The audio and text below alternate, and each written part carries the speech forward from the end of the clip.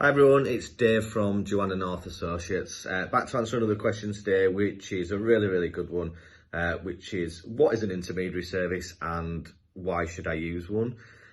So an intermediary service essentially is where you ask for help from an intermediary provider, a registered intermediary provider, who will find and contact somebody who you are related to, but separated from through adoption.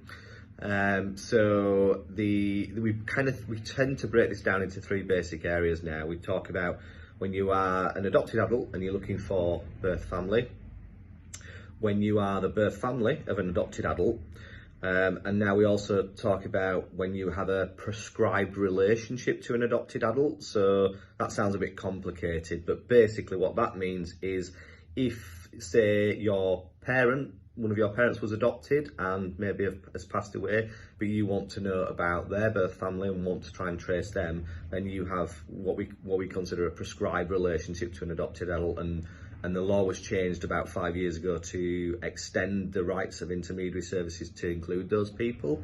So they're the three basic areas of what an intermediary would cover. As to why you should use an intermediary service, that's obviously a really interesting question. I think for most people, they understand what a delicate situation it is to contact somebody when you're separated through adoption. Adoptions prior to 1975 were closed, so when we're talking about those especially, birth parents who gave children up did so on the understanding that they would never have any contact with them again, they would never know anything about them, and they would never be contacted. The law changed in 1975 to allow adopted adults the right to access that information and find and contact their birth families. So you have this really awkward situation almost where people have lived their lives never expecting to be contacted, and now they can be. And how you approach that needs to be handled really sensitively, because it can create a lot of challenges for people when you contact them. So as to why you should use an intermediary service, I think it's for the benefit of yourself to make sure that you're guided through the process and looked after and supported adequately through it, but also to give that consideration to the person at the other end of the service who's going to be contacted, who might be very difficult for them and they will need some help and support.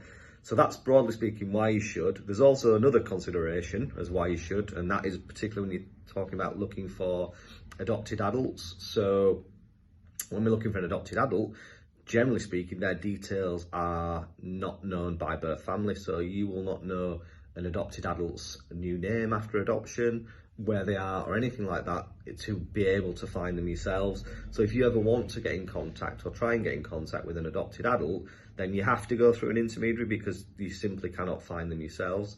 There's also a process in place that allows checks to be done for an intermediary before finding and contacting an adopted adult.